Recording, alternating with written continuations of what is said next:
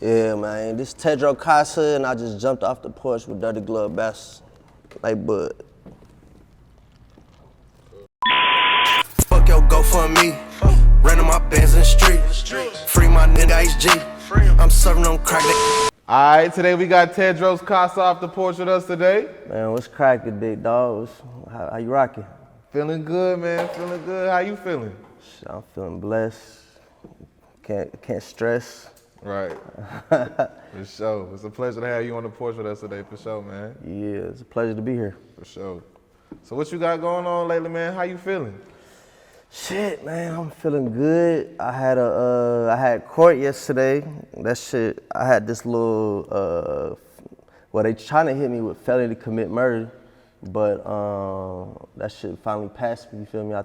They gave me a little sweet plea deal. I took 7 do 4, and then, you know, so I'm finally, I ain't gotta be on the run no more, so I just feel good, feel blessed. So you in a good headspace right now? Yeah, for sure. I'm gonna feel better once I pour up some juice. For sure. As you pour up, let's take it back from the beginning, man. So you originally were born in Ethiopia, right? Yeah, I was born in Addis Ababa, Ethiopia. Yeah, that's in East Africa, or the Horn of Africa, that's what they call it, yeah. How was your time over there? I mean, it's straight, like, nigga was like, you know, like middle class. I was like, I came to America when I was 3. No, 4. Like, I just turned 4 and then we came. Yeah. So, I mean, you know, it ain't no comparisons to America, but you know, you can't miss nothing you never had. So like, when I was living out there, that bitch was straight. Like, happy child, you know what I'm saying? So what led you to come to the States?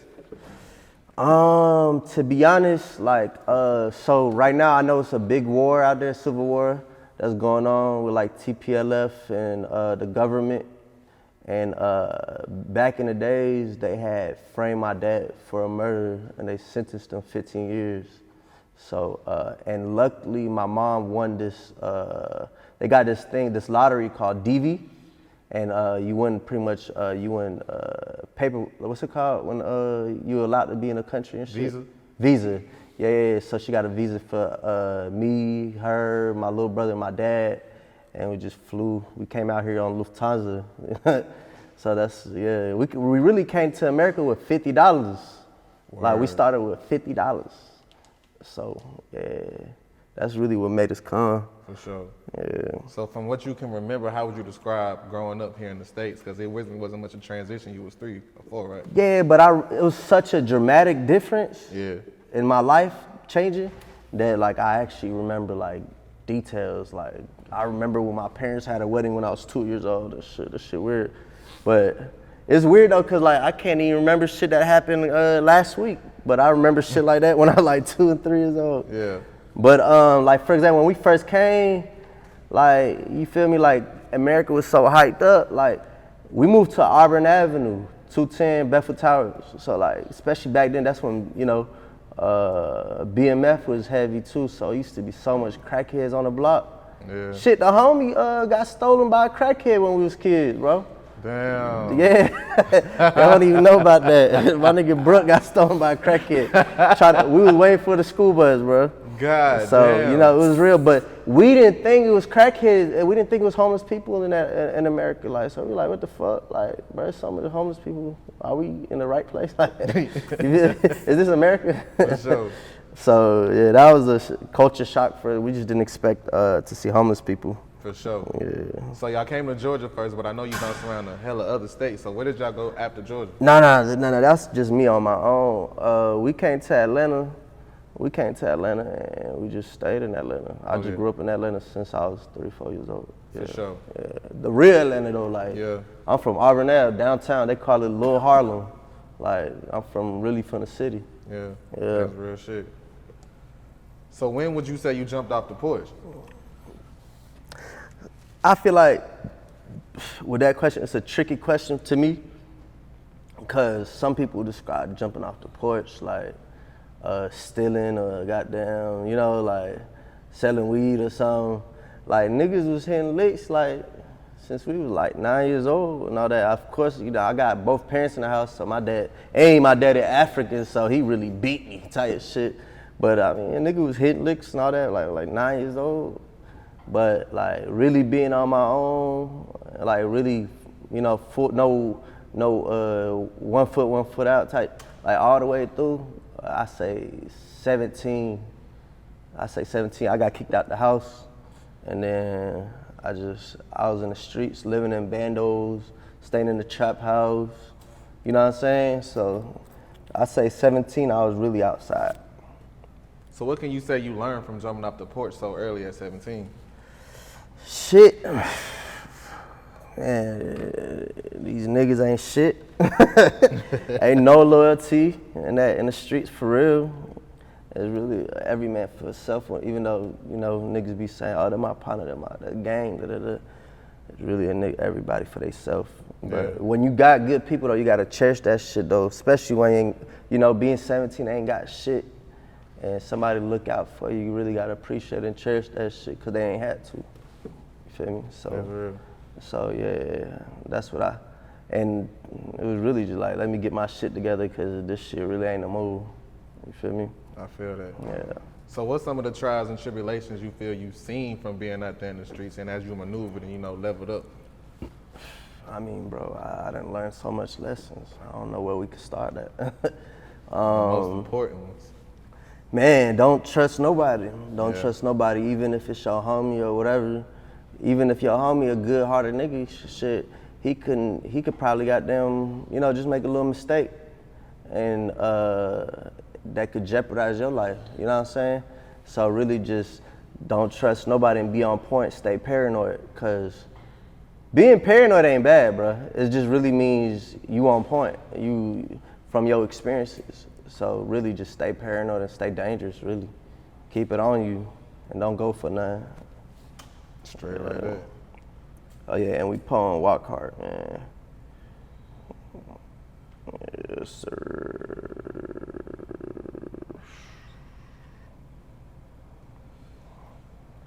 But yeah. Straight up. So when would you say you were moving around throughout the streets and through other cities? What you mean? When would you say you started to maneuver around like other cities and shit, like Phoenix? To be honest, bro, since I came, all right, so I'm gonna tell you a funny story. Since I came to America, bro, like I always wanted to leave Atlanta and live like in New York or LA or something like that. So as soon as I hit 18, I used to skateboard too though. I used to skateboard, I was cold. Like, I'm talking about like grinding, hitting little handrails, going down 10 stairs, all that. I was really doing that. And so I had got sponsored. I had got sponsored by Fly Pelican. That's a brand that was from Atlanta, and that shit opened my eyes to like, okay, I dropped out of high school too, cause I got signed by, I had a skateboard deal, so I moved to New York, cause my partner and them, they was skating for like Supreme, or they was working with Supreme and Ice Cream. So like I moved to New York on some skateboarding shit, and yeah, I started my journey. My first move was New York. I moved to New York. Yeah, on skateboard dreams. Yeah, on the skateboard dream. That's yeah, real. Trying to get sponsored and, you know, doing shit like that.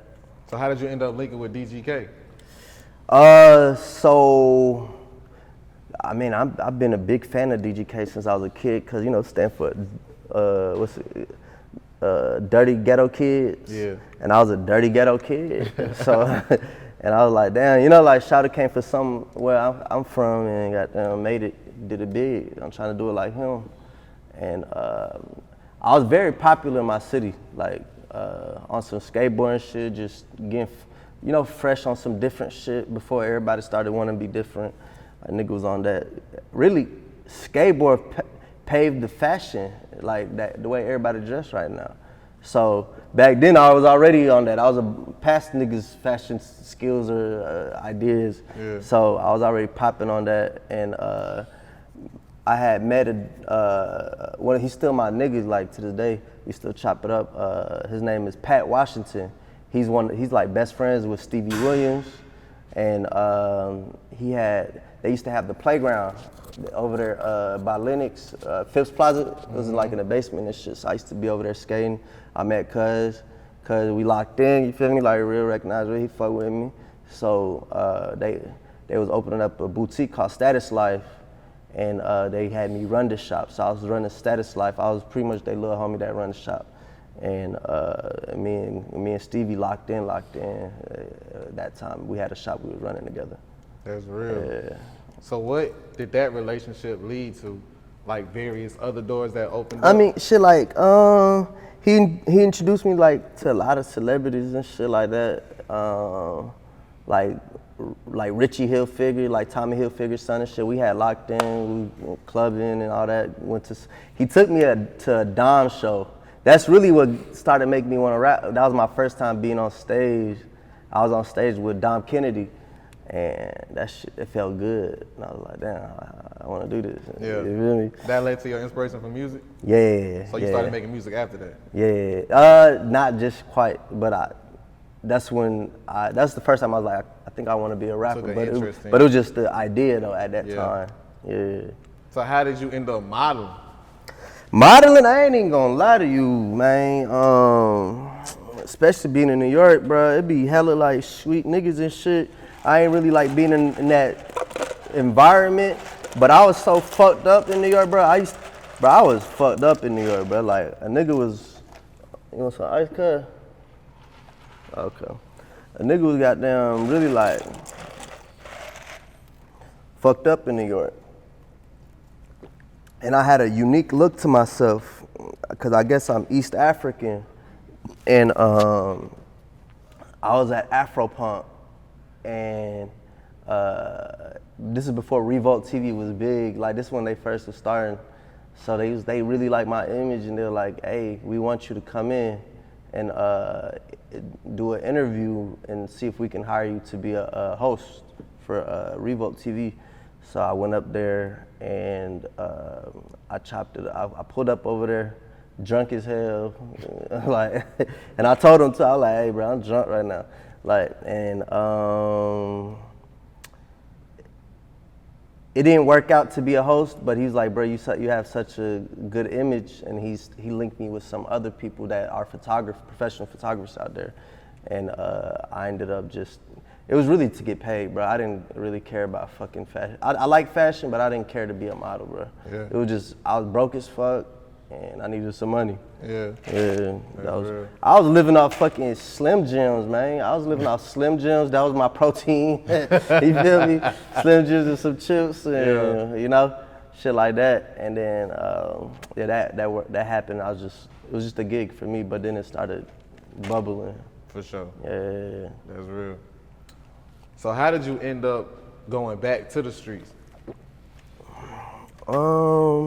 See, when I was doing some street shit, it was just like hitting licks. A nigga really ain't had no OG to, show you how to hustle and shit. Yeah. So I ain't even really know how to do nothing. And I mean, just being broke, bro. You get broke, and then at the same time, it ain't even just me. It's like, my mama depends on me, like, I grew up in Lakewood, in a Habitat for Humanity house. Yeah. Our rent used to be like $400, and we'd be like 4 months behind, So, a nigga had to buckle up and put it together, figure it out for the family. So that's what led me. But I would definitely say, like, a nigga wasn't hitting licks and shit no more. That shit's stupid. Like, that's just asking to crash out. Yeah. So a nigga moved on to transition to some other shit. What I did was but I was known for hitting licks, so none of the big homies really wanted to front me. They thought I was gonna run off. So what I did was I was like, fuck it, I went and got a 9 to 5. I worked for 2 weeks, quit, got my check, bought a zip and an 8-ball and started off with that. You feel me? Yeah. Bought a zip of weed and an 8-ball and just went up. It was up from there. It was up from there. So what would you say you learned from being on the block, just like new like that? I wasn't new, you feel me? Cause like, I'm from 4th Ward. Like when I first came to America, I grew up in 4th Ward. So everybody that was on the block, like that was already I was already in the environment. You feel me? I was just taking notes. Like for example, like my nigga, you know, rest in peace, BG, Bizrat. Like Shotty was one of the literally like biggest dope boy that came from my hood, from Auburn Ave.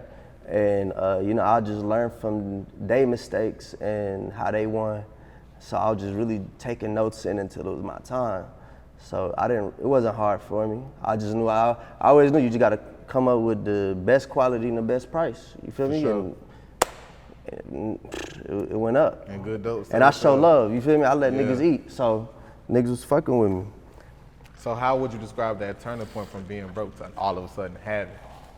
Man, I ain't gonna lie, it didn't really go like that. It was like, it was a slow process. It was like, all right, I went from making 400 a day, really 400 a night, to making like 800-900 a night. You know, just posted up on Edgewood, like, and Auburn Ave, and I was running it up like that, and it was cool, it was good, you know. I touched my first 10K and I knew I would never go back. I knew it was, I'm about to be a rich nigga after this. I got the formula. Nobody taught me, I had to figure it out, you feel me? Just from learning from other folk mistakes. But I just knew I was gonna get richer and richer, that's it, yeah. That's real. Yeah. So talk about the incident that led you to being on the run. Man, I had really, like, all right, so that wasn't my first time going on the run. First time I went on the run, I slid off before I got you know, like before shit went left or whatever. Like as soon as shit happened, I slid off, I took off. I went to Canada. I was in Vancouver, and I met these niggas from there, cause they rap, and my partner from New York rap, and he was like, hey, we in Atlanta. So he checked in with me, you feel me? So they checked in, I'm showing them around Atlanta, they having a good time. I got a great face card in my city. So like, we don't wait in no line, the club owners know me, you feel me? And I locked in with them, and them boys was African, they was West African and shit, so. You know, just African love type shit. They was fucking with me heavy, and they were like, hey, bro, whenever you want, man, come out here, we got you, we gonna hold you down. So when I got hot, I just slid to Vancouver, Canada, and I had to post up out there. I was trapping out there too.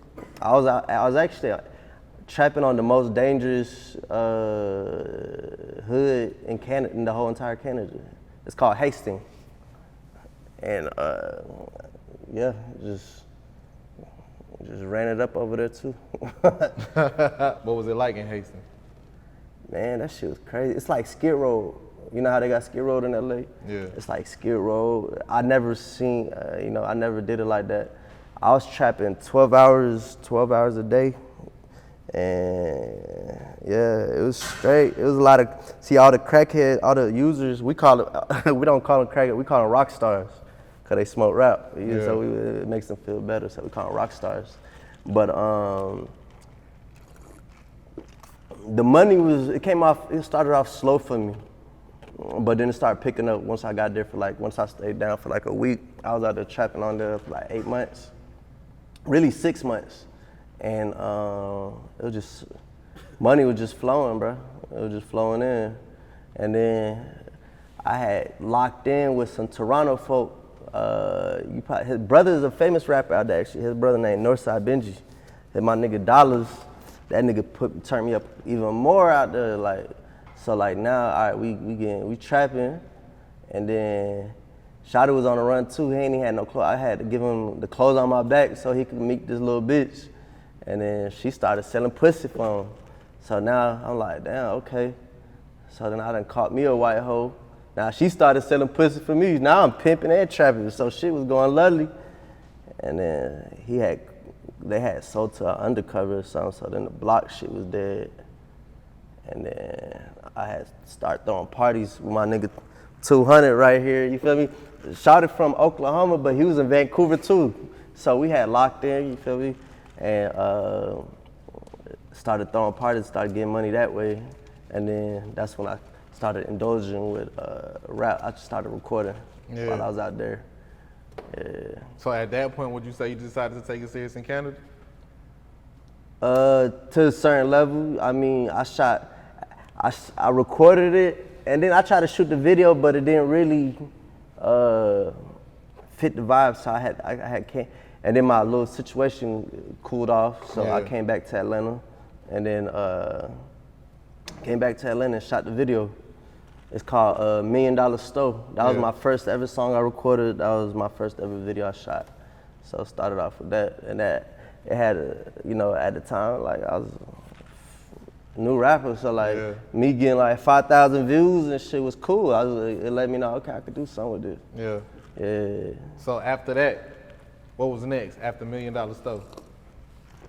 And then I recorded more songs, but then I shot a video for Hot Block. Hot Block had me turned. Hot Block had me turned to where now I'm getting shows in Canada.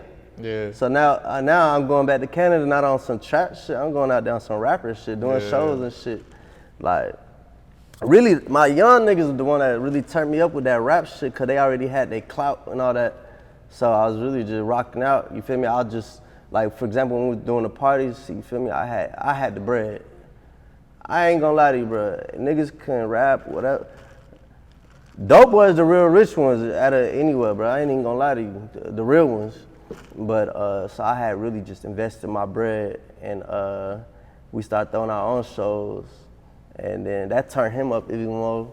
And then now when I came back, that turned me up. Now we doing shows because he already turned, and then I ended up getting some more shows. I did some shows with I had went out there with Wu-Tang. I be fucking with the 5 Percenters.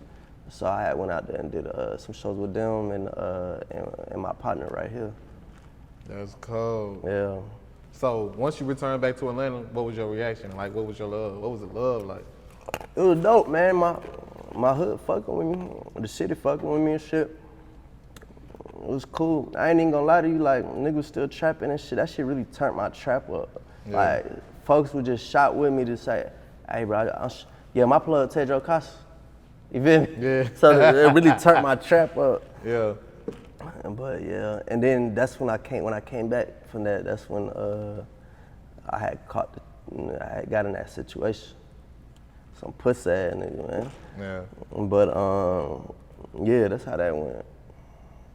Yeah. So walk us down the night of the situation that led you to going on the run this time. Man, so my Dukes, she in Africa at the time. Her sister and her brother died in the same month. So she over there dealing with like that and properties and shit we had out there. So she was dealing with that, like, exchanging them over to our name and stuff like that for me and my brother. And then I ain't gonna lie, like, after the shot, I blew my bag, kinda. I was down to like 3K, about 3 racks. So I was back outside doing my thing. I was at one of my spots, and the fuck nigga that, his little brother a rat. I had put his little brother paperwork on the internet because he was trying to talk crazy, talking about I'm green light and all some weird shit. I was like, bro, you a rat, bro. You ain't got no say so on the street. Yeah. So I put his paperwork out on the street. His brother got mad, and his brother had pressure with my cousins. And then I guess he saw me. You know, when you a rapper, you a trophy to the ops if they catch the face, the rapper, whoever they beefing with, you're a trophy. So Shawty and them slid on me. I already know, I saw his partner, I knew he was about to get a drop on me. And when Buddy and them had pulled up, I was by myself, my brother in Buckhead, I'm over here on Boulevard. It's a little spot called Virtual Reality Bar, something like that. And Shawty really like ran up on me. He hit me from the back. To be honest, Shawty had a good ass punch though. That shit felt like I got pistol whipped or something. So I just fired his shit up. I hit him 4 times, hit him twice in the stomach, 1 in the chest, 1 in his forehead. They said his brain went on the floor. That's what whoever was saying on the little report. But he survived though, So I guess it's a blessing to have strong enemies. But yeah, he survived, you feel me? Shout out to him. So Yeah, and then I went on a run. I ain't even gonna lie, bro, that shit was like a movie. A nigga was, I had walked off from that shit. I walked out of that shit and I was ducked off in some pissy ass staircase on Boulevard. But it was like 3 choppers out on the sky, goddamn, with the light on the ground, like searching for me, like hella police. That shit was scary. I was just over there praying. I ain't even gonna lie. I was just praying, like, please don't catch me. Sure. And then they didn't catch me, and then I slid off. I went out of town and just really went on the goddamn tour. Went on the run and ran it up, man. Straight up. Yeah. Describe your experience on the run this time. Man, this shit was different. At least this time I really made bread on this one. Cause I was just gonna ask, like, I'm glad you said you made bread, cause like it's hard to survive on the run. Yeah, you gotta be real smart. Don't use no social media. Change your phone every month. Don't buy your phone with no credit card or nothing like that. Everything gotta be cash business. Whatever you do, the way you pay your bills, go get money orders, nigga. You feel me? Shit like that. Don't ever get on social media. That's how they track your shit. Don't talk to none of your family members, which is hard, bro. That shit depressing. But you know what you signed up for, so you gotta stay strong. And then I ain't even gonna lie, I wouldn't have found me a plug, bro, and just went up. You feel me? Shout out to Chopper on them folk. But yeah. I ain't even gonna lie, I tucked about a little over $500,000 while I was on the run for 2 years. And so came back and got Drew Finley. That's, $1 billion lawyer and all that. So I spent about $170K on this case. And then, we was fighting it for a little sec for about a year, and they came with a plea deal for 7 years. 7 to 4, they allowed me to not have a felony, so I still have a clean record. I always had a clean record. I don't crash out, so I got to keep my clean record. So a nigga come back home and boss up. I mean, I ain't getting no job, but I'm gonna start my own businesses. Yeah. So what type of business are you gonna venture into once you return home? I'm thinking, well, right now I already got a trucking business. I got a trucking business and shit. I got 2 trucks, and but I want to start a jewelry business. I want to have a jewelry store and a club. We in Atlanta, all the Ethiopians and Eritreans got all the clubs in the city, so like I see that shit really be making bread, and them folk my partners too, so probably get into the club business, a jewelry store, and then and some shit back home in Africa, like get into the natural resource mining business. I be reading Forbes, and a lot of people got rich off of like a telephone business, like AT&T or something like that, kind of like some kind of phone business, or a transporting business, or mining natural resources. So I'm finna do that when I come home. I'm finna start businesses in Africa. For sure. Probably build a church too. Okay. Not probably, but I am. Me and my mom was about to build a church. One in Atlanta and one in Ethiopia. For sure. Yeah. So how did you prepare your family for you going away? Shit, well, when my mama came back from Africa. That's really why I turned myself in, though. It was really for my mama, because she was fucked up. Like, she just lost her only brother and sister, so she by herself, And my mama was 67 years old, so she had us when she older. But so I had to take care of her. That's my baby. So I bought her a new car. Bro, when I went on the run, they raided my mama's house twice, destroyed it, fucking put holes in the ceiling and shit, like just on some pissed off shit. They took both my dogs, bro. They took both my dogs. That shit hurt me. I had my dog for like 12 years. That shit hurt me. But you feel me? And then she just lost her brother and sister, so I felt like she was gonna go crazy. So I had to come take care of her. So I got her a new crib. I had her staying in Buckhead. I'm from Lakewood, you feel me? Like, Yeah. so Lakewood to Buckhead, that's a big difference. Yeah. So I put her in, you know, just to show her like, hey, we living a better life, you feel me? Don't stress out, none of that. So I had got me a spot in Buckhead, and then I got her a spot. I had a penthouse in Buckhead for the whole time I was on house arrest. Well, they had me on curfew though.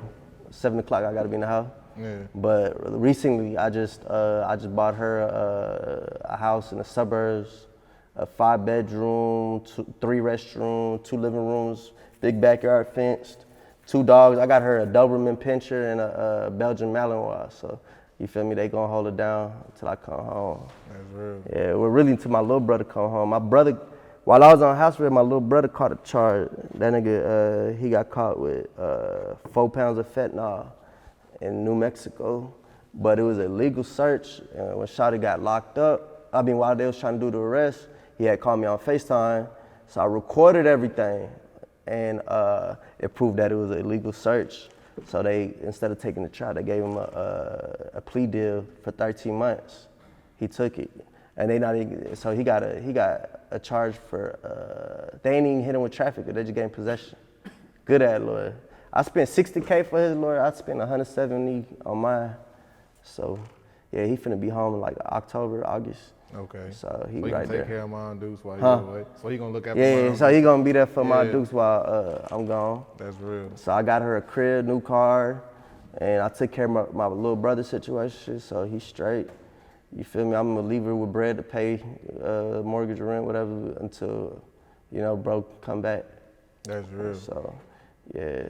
So when you gotta turn yourself in? They allowed me to turn myself in on Monday morning. So I'll be over there. Hell yeah. Until then, I'm gonna keep pulling up and fuck me some hoes and goddamn set up some more motion, so when I'm gone, I still make money. Straight up. You know, shit like that. That's real. But I'm gonna be straight when I go down the road though, so because a lot of my you ain't partners. going in broke. Nah, I ain't going in broke, but at the same time, while I was on house arrest, I was taking care of the homies, you feel me? Putting them in some motion to it. They making real racks. Goddamn, I'm putting bread in niggas' books, all that.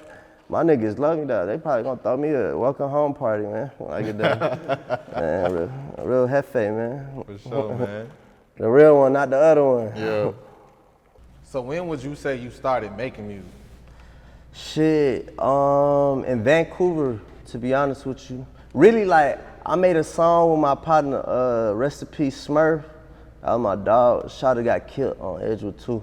But yeah, I made a song with him, but that shit was trash as fuck. I didn't even, cause I was just high as fuck.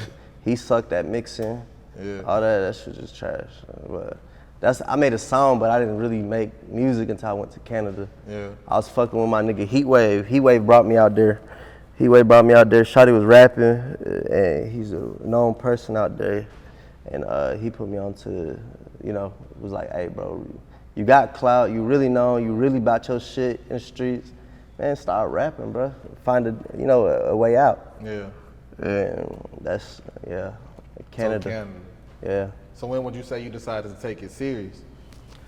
Really, after I made Hot Block, and I saw the reaction, you know, the reaction I got from it, and the way the support I got from my niggas, and not just my niggas, but just people I didn't even know. When folks start knowing me, and I didn't even know them like that, like it used to be like that, but it started happening all the time. Yeah. Bro, really, like when I did a show with Lil Mosey in Canada, and white boys put up to me and was like, bro, I fuck with your music heavy, da-da-da. Look, bro, I really be having your picture as my screensaver. That's when I was like, oh, but that's different. I'm really a rapper. Yeah. That's when it hit me, I'm a rapper, Yeah. you feel me? I feel that. So yeah, Hot Block was the one that made me feel like a real rapper. So who would you list as your musical inspirations, like people, you know what I'm saying, who you looked up to? So me, growing up, like I'll say, you know, it's crazy. Lil Wayne has never been even my favorite rapper. It'd be always my partners, but not for me. Really, it was Gucci for sure. Nipsey Hussle. I was on Nipsey like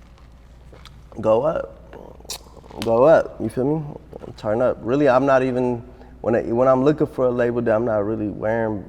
You feel me? A nigga ain't finna sign me for no 100 bands, bro. Like a nigga been had more than that. Like so, a nigga gonna have to come with a plan. I just need a machine behind me. That's all. And we like a partnership deal kind of thing.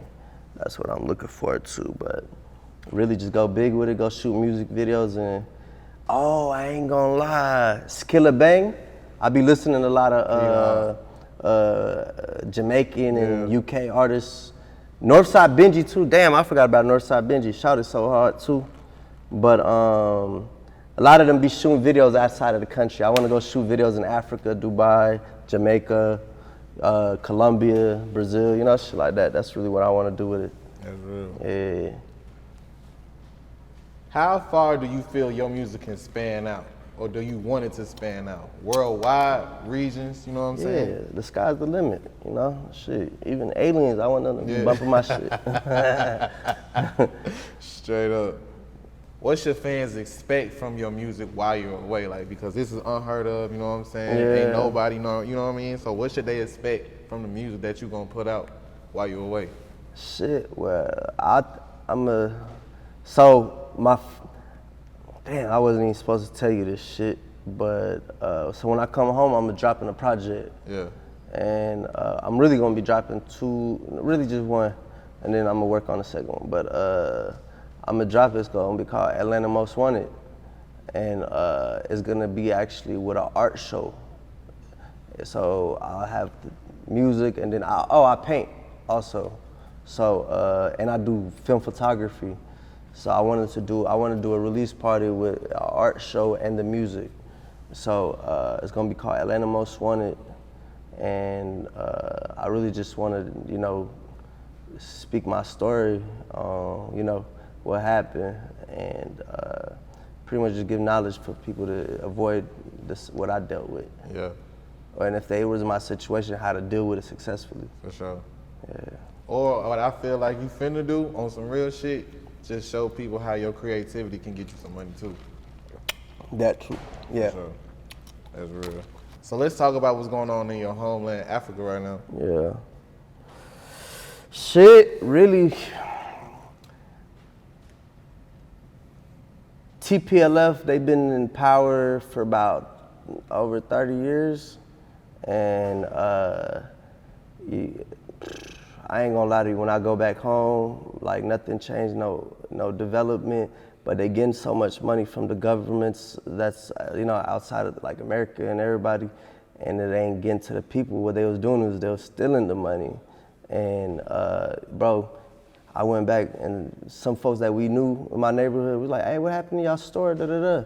They said, man, the government came and sold it to the Chinese dude. And I'm like, what you mean? They ain't pay you or nothing? They said, nah, them folks told us, just be grateful you had it this long. You feel me? And that's a lot of situations like that. That's why what's going on right now is what's going on. But what I disagree with his name is Abi, is the fact that, like, you know, anybody can go start a war. The reason why we choose you people is so that it can be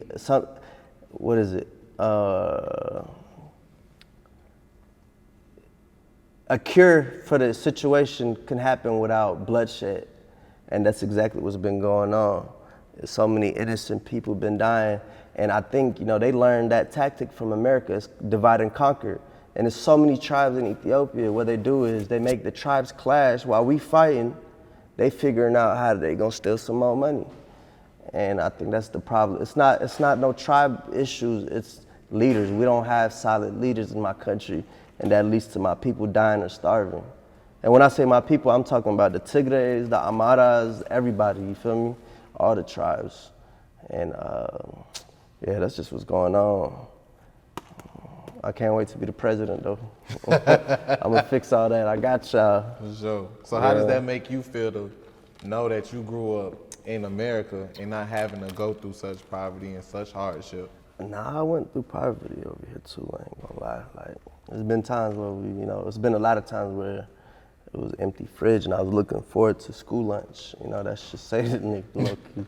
So I've been through some fucked up shit. I done stayed in homeless shelters out here. Like not in Atlanta, but when I was in New York, some shit kind of went left for a bit and I had to stay in homeless shelters and all that. So I've been through poverty, but for them though, it's like, you see how I bounce back, nigga, a 6-figure nigga, you feel me? I bounce back from that, but over there it's so hard because there ain't no opportunities. I be seeing, every time I go there, I ain't gonna lie, that shit turn my hustle up, turn my grind mode up, cause it be like little niggas like 4 years old selling brooms and mops, you know what I'm saying? Just to make their ends meet. So that shit motivates you. I feel that. But yeah, I just want to create more opportunities for people, maybe go back home and build factories, hospitals, and really I want to figure out a way where we can do like food stamps so these folks can eat, cause over there if you ain't got it, you starve it. It ain't America, bro. There's all this shit that a lot of these rappers be complaining about and shit. Bro, living in the project, that shit was like a lottery, bro. Like, that shit was the best thing that happened. The hood is not that bad, bro. So, you know, I just want to pretty much create something to where like people don't have to starve back home. You know, shit like that. That's real. Yeah. So how do you plan on giving back? So I want to get into, I think we was talking about that earlier. I said I wanted to get a mining business, like a natural resource mining business, but not only that, agriculture. I want to invest my money. Once you got more money, you can make more money. But once I have my money, I want to bring pretty much the system how our agriculture system is over here, over there, so we can produce more food to where I can create or come up with a plan with the government to where we can have food stamps and people who can't make ends meet can still eat, you know, shit like that. Because there's a lot of people who graduate in colleges and can't even get a job over there. Yeah. You feel me? Shit like that. That's real. Any last words and shout outs? Man, shout out to, all right, you know, of course, shout out to God. You know, everything is in God's hand. I appreciate how he handled everything for me. Shout out to my mom. Shout out to my nigga Brooke. Goddamn, he the one who put this together. For sure, man. Shout out that nigga Champagne, man. Yeah, Champagne Poppy. But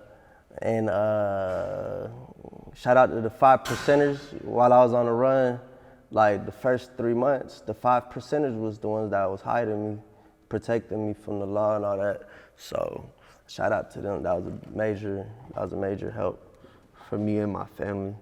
Shout out to Seattle, man. I touched my first 100K in Seattle on the run. I was on Trey Deuce, you know. Yeah, rest in peace, Truck, man. Rest in peace, Hobbin. Rest in peace, Hensa. Rest in peace, my nigga Ant. Man, I gotta tell you this one. So when I was out there, I was staying in the trap house, and Aunt really had motion though, but he be using this shit. He be on dog or crack too and all that. But Shawty be having motion. That was the richest user I ever met, bro. Shawty took me in, let me stay at his spot, didn't ask me to pay nothing for 3 months straight. Like, let me run up a 50 ball real quick, and then the rest was history, you feel me? And but he just passed away recently. He got shot in the back of the head. Shawty was up though. Shawty had him like, my brother had pull up on him, check on him. He had like half a brick of dog food, a brick of clean, about 15,000 perk 30s, and about 60 racks in cash, bro. Like, Shawty, get rich or die trying type shit. My dog died rich. But fuck that nigga though, that did it. You know what I'm saying? But yeah. So yeah, shout out to Seattle. Shout out to Minnesota. Shout out to Cedar Projects. Ran up a quarter in a month over there. I fuck with them boys. Shout out to all the neighborhood. Yeah. Straight up, man. TedroKassa, man. We appreciate having you on the porch with us, man. Yeah, man. We gonna see you when you get out. Oh yeah, and then I'm supposed to be dropping some music videos too while I be gone. I got like 3. One of them is called Free My Brothers, and then the other one is called Extras. Extras was actually motivated. I made that song. It was motivated by Sandman Nugus, He's a fallen soldier too. He from Rolling 60 Crib in LA. He from Eritrea, where I'm from. He's close friends with Nipsey too. You feel me?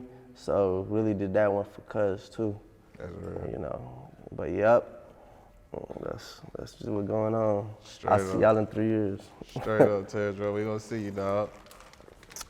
Gang. Fuck your GoFundMe. Random my bands in the street. Free my nigga HG. I'm serving on crack, they geek. She say I'm